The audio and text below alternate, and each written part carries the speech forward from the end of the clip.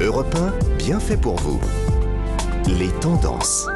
Alors on se fera bel et beau dans quelques instants, mais on a un petit peu inversé l'ordre des chroniques. Vous m'avez Aurèle pas est en ligne avec nous, je vous ai pas prévenu, je suis désolée. Remarquez Mélanie, je prends le bel avec plaisir. Voilà, on va se faire belle en lecture en tout cas.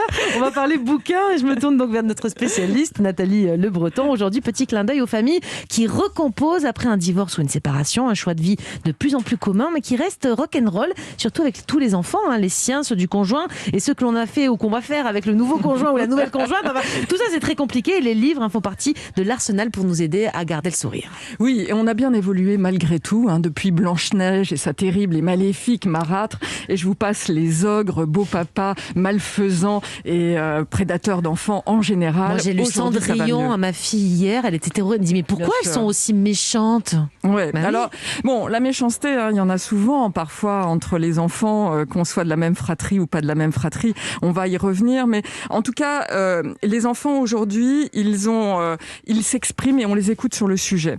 Si je viens sur le premier livre, justement, quand je vous disais on ne dit plus marâtre ou on ne dit plus l'ogre, je vais vous présenter un livre très optimiste qui s'appelle Les Papapas. Voilà un piti qui a décidé de nous expliquer ce que c'était que les papapas, parce que décidément, c'est grand, ils ne comprennent rien et les autres enfants non plus. Alors, il s'en va décrire les papapas, c'est-à-dire les beaux-pères, qui en général sont des mecs qui ont plein de listes et qui mettent plein de post-it, par exemple, aller les chercher à l'école, ou qui font la liste des lieux de vacances à faire avec tous ces nombreux enfants. Ils sont plutôt sympas, assez blagueurs. Ils savent imiter même les crapauds baveux. Enfin, il y a des trucs plutôt sympas. Alors, c'est vrai qu'en même temps, ils sont souvent en combat contre le papa contre super papa.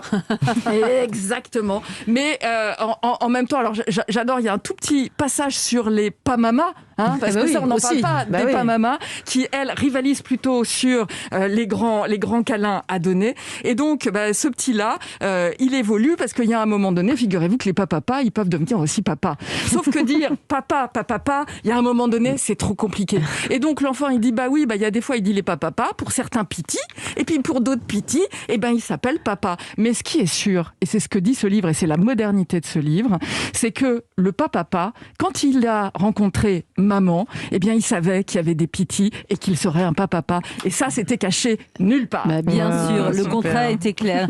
Mais souvent, quand on pense que tout s'apaise et que tout roule, vous l'avez dit, c'est l'arrivée d'un nouvel enfant qui vient à nouveau bousculer ce fragile équilibre, Nathalie.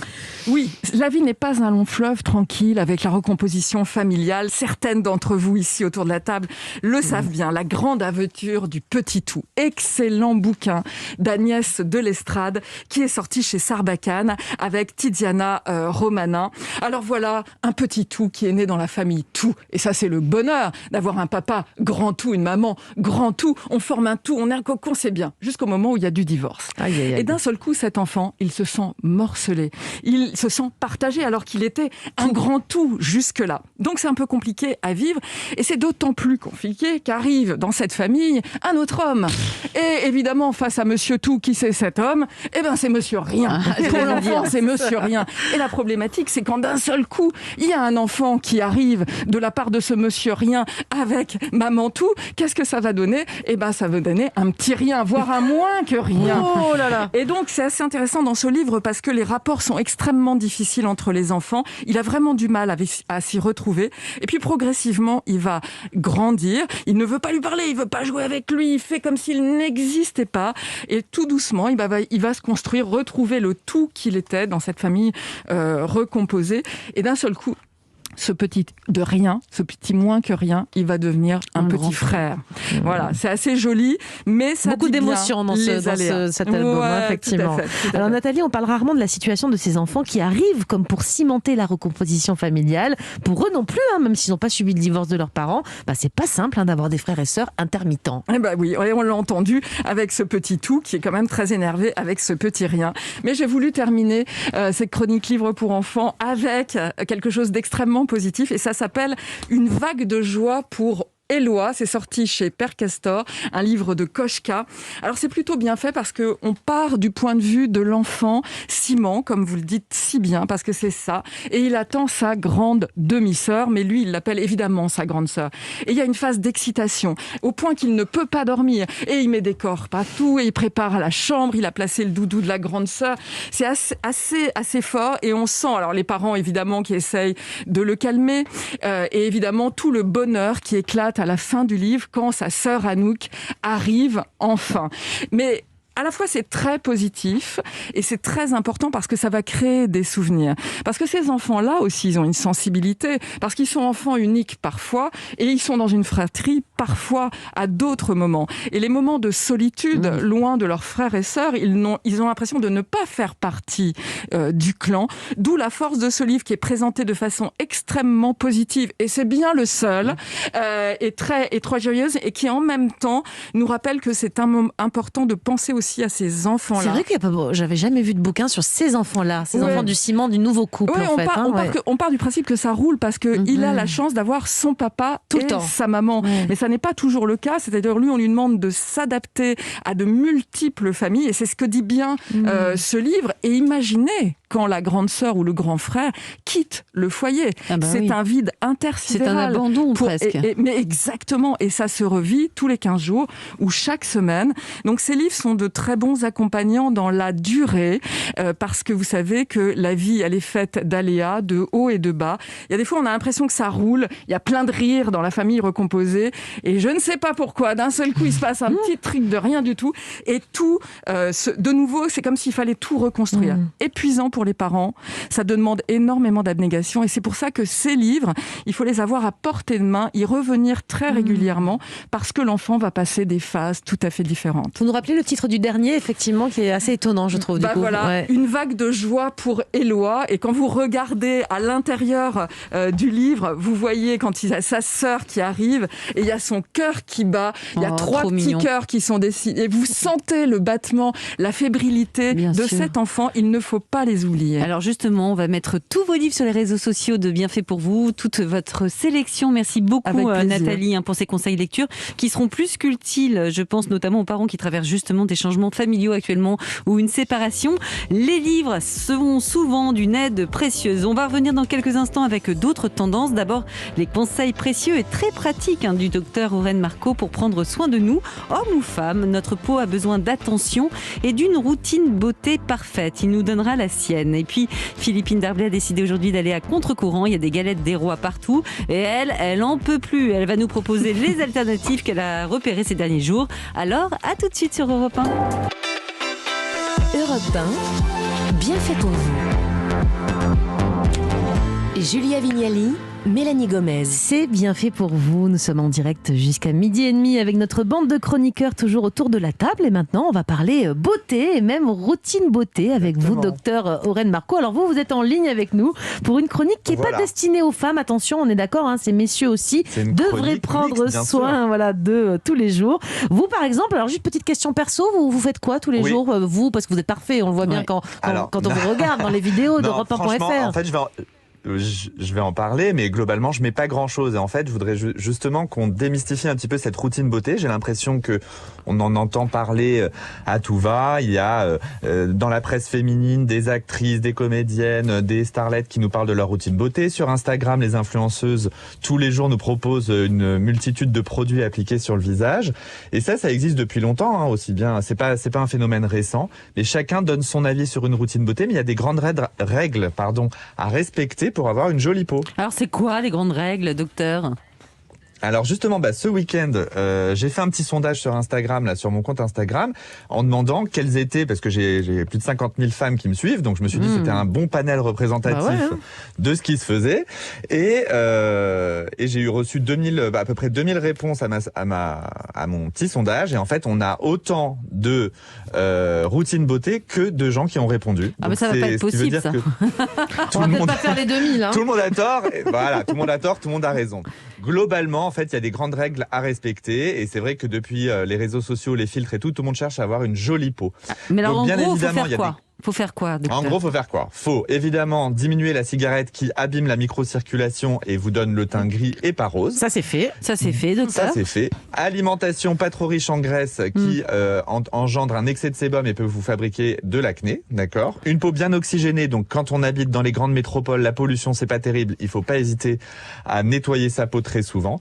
Donc nettoyer sa peau très souvent, c'est une routine quotidienne, mais également passer par des cases de nettoyage de peau de temps en temps chez des kératothérapeutes. Alors, est-ce qu'on peut revenir, Est-ce qu'on peut revenir sur comment on démaquille bien Alors, déjà, démaquiller bien, la grande tendance ce qui est ressorti, c'est que tout le monde utilisait de l'eau micellaire. L'eau micellaire, pour moi, c'est beaucoup trop astringent et ça agresse la peau. Bien sûr. Donc, je conseille à tout le monde de se démaquiller avec de l'huile démaquillante qui est beaucoup plus hydratante et si possible, une huile démaquillante bio. On a notre réalisateur Nicolas Baudin, qui comprend rien en beauté, qui nous dit ça veut dire quoi astringent pour la peau ? Astringent, ça veut dire que ça agresse la peau, ça enlève le sébum, c'est plus pour les peaux mixtes et du coup la peau réagit, elle se sent agressée donc va sécréter encore plus de sébum. Donc vous êtes dans un cercle vicieux. C'est pour ça que vous êtes un peu rougeau, Nicolas Baudin. Il faut arrêter d'astringer la peau là comme ça. Il faut arrêter d'astringer la peau.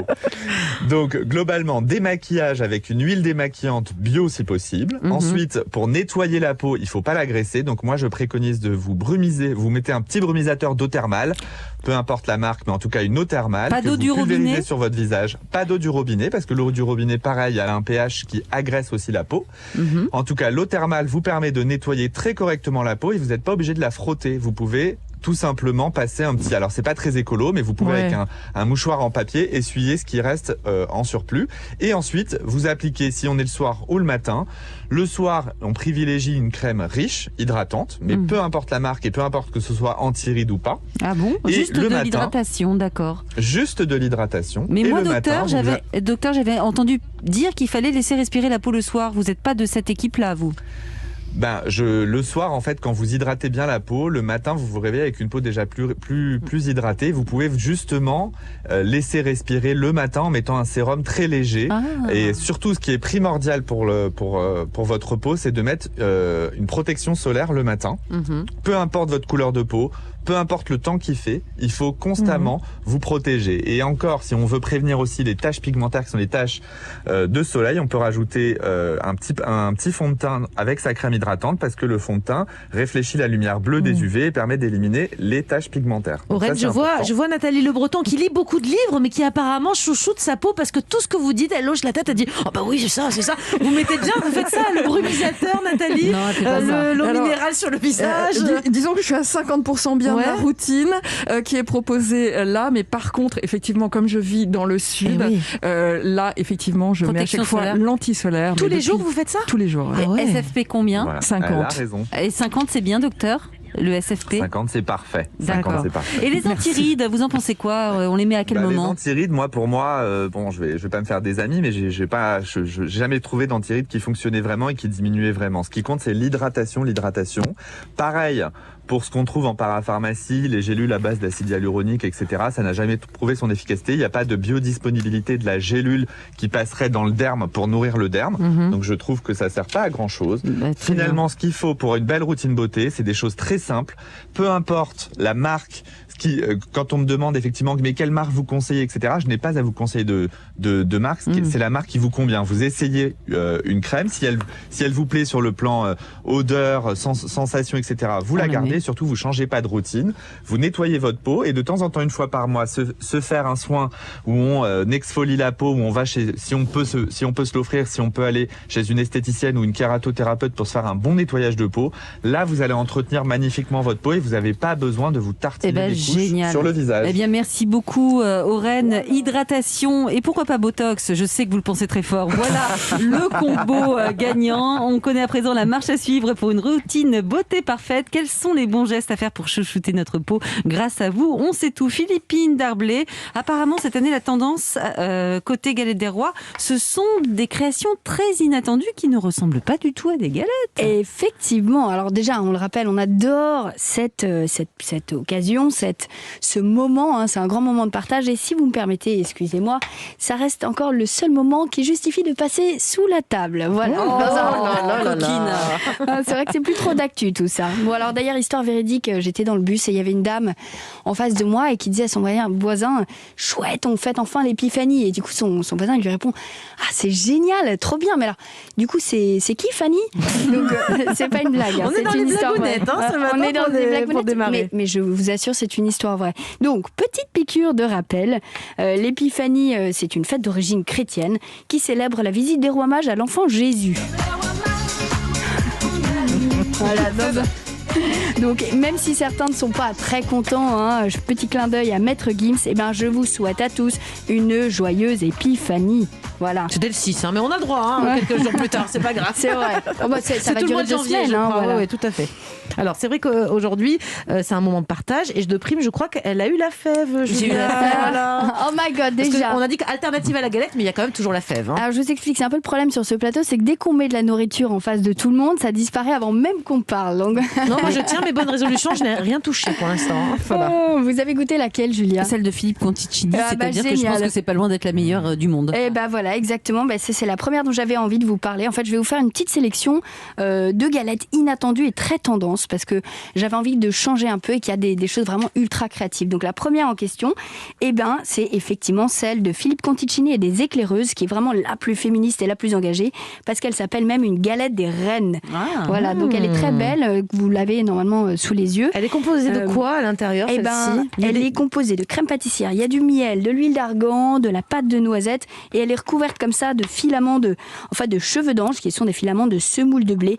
Ça donne ce côté ultra croustillant. Vous qui adorez l'ASMR, est-ce que vous pouvez nous en faire un petit peu? C'est quoi là? Vous voulez dire le truc qui fait du bruit avec la bouche? J'ai vu que c'était une spécialité maintenant dans l'émission. C'est ça. Et puis c'est vrai que ça donne envie. Et puis en plus, c'est très joli. Non, ça c'est moi, j'avais un gros morceau. Là. Elle a mangé la fève. Et vous fait écho. J'ai cassé une dent, je crois. Si vous avez quoi comme fève? Dites-nous un peu. Parce que alors attendez, je l'ai avalée. Attendez, non, elle est là. En fait, j'ai quelque chose qui ressemble à une clé. Clé de maison.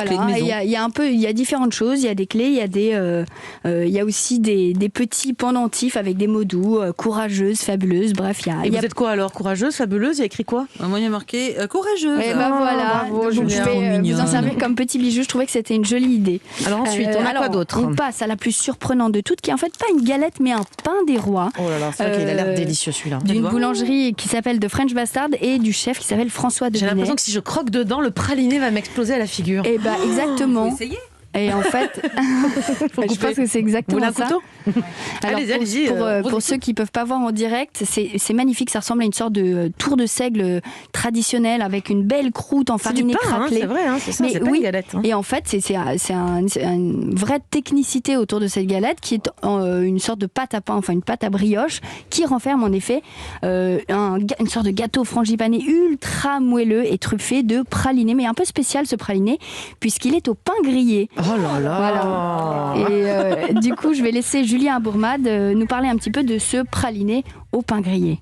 On récupère des bâtards, des traditions de la veille qu'on met à sécher au four et on utilise un temps pour temps amande brute, pain quand on fait notre praliné et on verse le caramel du praliné sur le pain et les amandes. Après, on vient le mixer et on le met en poche et on utilise ce praliné au pain pour garnir la brioche. Donc voilà, vous imaginez bien, ça croque sous la dent, il y a des tonnes d'amandes torréfiées, bref, c'est à tomber par terre.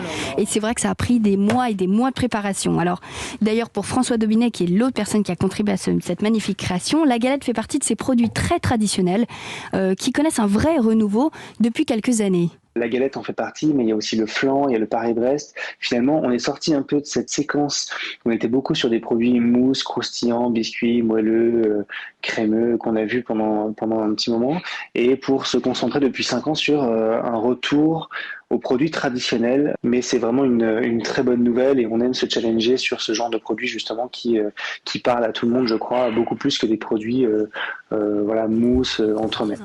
Alors on va passer à la suivante qui est la plus esthétique de toutes, qui est celle qui est en fait une babka des rois de Babka Zana. Alors je ne sais pas si vous voyez ce que c'est que la babka, c'est cette fameuse brioche tressée d'Europe de l'Est.